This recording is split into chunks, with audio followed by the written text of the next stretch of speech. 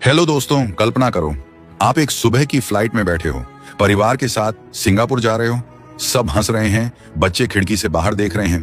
Plane 30,200 feet ऊपर है, मौसम ठीक लग रहा है और अचानक प्लेन एकदम से बाईं तरफ झुक जाता है, ऊपर की तरफ तेजी से चढ़ने लगता है।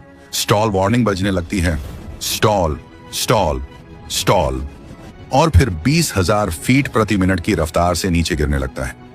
ये कोई फिल्म नहीं है, ये एयर एशिया फ्लाइट 8501 की सच्ची और बेहद दुखद कहानी है।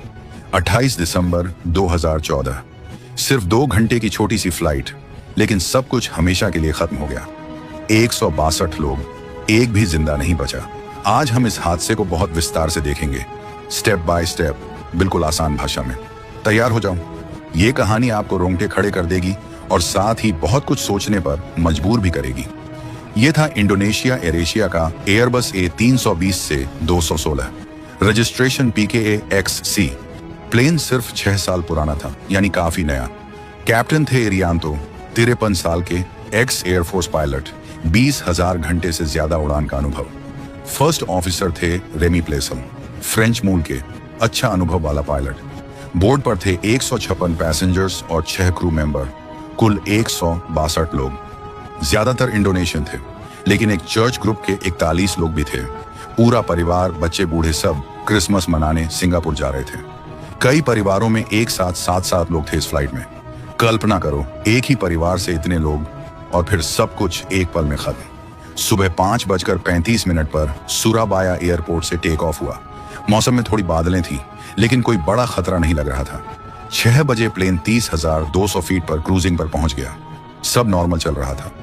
फिर अचानक 6 बजे कॉकपिट में एक चेतावनी आती है, यूटो FLT RUTRB लिम स्वाइस।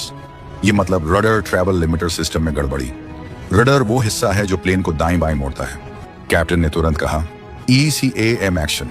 उन्होंने दोनों FSC कंप्यूटर, यानी फ्लाइट ऑगमेंटेशन कंप्यूटर, रीसेट कर दिए। ऑन ऑफ किया, फिर ऑन। गड़बड़ी चली गई, सब ठीक। लेकिन दोस्तों, ये गड़बड़ी नई नहीं थी। पिछले 1 साल में इस प्लेन में यही मैसेज 23 बार आ चुका था।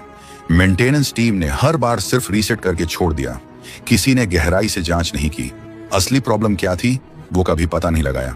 फिर 6:09 पर दूसरी बार वही मैसेज, फिर रीसेट। 6:13 पर तीसरी बार, फिर रीसेट। अब प्लेन बादलों से बचने के लिए थोड़ा बाईं तरफ मुड़ा।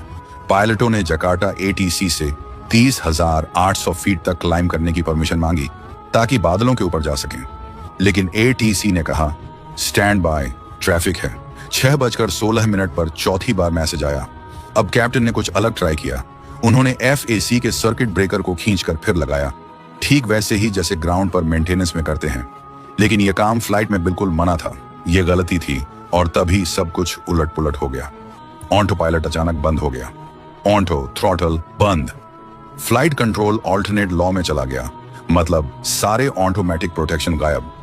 रडर 2 डिग्री बाईं तरफ झुक गया, बिना किसी कमांड के। प्लेन अचानक 54 डिग्री बाईं तरफ झुक गया। फर्स्ट ऑफिसर घबरा गए। उन्होंने साइड स्टिक दाईं तरफ मारा, फिर बाईं तरफ, फिर पीछे खींच लिया। नो जॉब, कैप्टन चिल्लाए, पुल डाउन, नीचे करो। लेकिन पुल डाउन सुनकर फर्स्ट ऑफिसर ने और ज्यादा पीछे खींच लिया। दोनों पायलटों के साइड स्टिक एक साथ काम कर रहे थे। कंप्यूटर ने दोनों इनपुट को जोड़ दिया और प्लेन तेजी से ऊपर चढ़ने लगा। 30,200 फीट से 30,850 फीट, सिर्फ 1 मिनट में। फिर स्टॉल वार्निंग बज उठी, स्टॉल स्टॉल स्टॉल। प्लेन अब 40 से 50 डिग्री ऊपर था, स्पीड तेजी से गिर रही थी और फिर 20,000 फीट प्रति मिनट की रफ्तार से नीचे गिरने लगा। कैप्टन और फर्स्ट ऑफिसर दोनों एक दूसरे से लड़ रहे थे कंट्रोल के लिए। कोई भी साफ नहीं बोल पाया, आई हैव कंट्रोल। कोई स्टॉल रिकवरी प्रोसीजर नहीं किया, बस घबराहट में साइड स्टिक खींचते रहे। 6:20 पर प्लेन जावा सी में समा गया। पानी पर गिरते ही प्लेन टूटकर बिखर गया। इंडोनेशियन जांच कमेटी के NKT ने 200 पेज की रिपोर्ट जारी की। असली वजह बताई गई, एक छोटा सा सोल्डर जॉइंट सर्किट बोर्ड पर क्रैक हो गया था। गर्मी ठंडक से थक गया था, यही बार बार गड़बड़ी पैदा कर रहा था। पायलटों ने पहले 3 बार सही ECAM एक्शन किया, लेकिन चौथी बार गलत तरीके से सर्किट ब्रेकर रीसेट किया, जिससे ऑटो पायलट चला गया और प्लेन बिना प्रोटेक्शन के रह गया। फर्स्ट ऑफिसर ने स्टॉल में भी नोज ऊपर रखा रहा। कैप्टन का कमांड गलत समझा गया। क्रू रिसोर्स मैनेजमेंट यानी टीम वर्क पूरी तरह फेल हो गया। इस हादसे ने बहुत कुछ बदला। एयर एशिया ने मेंटेनेंस सिस्टम पूरी तरह सुधारा।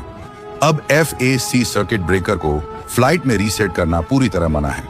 पायलटों को हाई अल्टीट्यूड स्टॉल रिकवरी और अपसेट रिकवरी ट्रेनिंग अनिवार्य कर दिया गया। एयरबस ने RTLU यूनिट की डिजाइन में सुधार किया। दोस्तों, ये हादसा सिर्फ एक तकनीकी खराबी नहीं था। ये दिखाता है कि छोटी छोटी चीजें, एक क्रैक शोल्डर, एक गलत रीसेट, एक गलतफहमी कैसे पूरी उड़ान को खत्म कर सकती है। 162 परिवार आज भी दर्द में जी रहे हैं। कई परिवारों ने 7 सदस्य खो दिए। एक परिवार में माँ बेटी दोनों मिली, लेकिन बाकी सदस्य आज भी नहीं मिले। दुनिया भर में लोग आज भी इस हादसे को याद करते हैं। आपको इस हादसे के बारे में क्या लगा? क्या लगता है सबसे बड़ी गलती कहाँ हुई? कमेंट में जरूर बताना। अगर वीडियो अच्छा लगा तो लाइक करो, शेयर करो, फॉलो करो और बेल आइकन दबा दो। अगली बार मिलते हैं एक और शॉकिंग एयर क्रैश स्टोरी के साथ।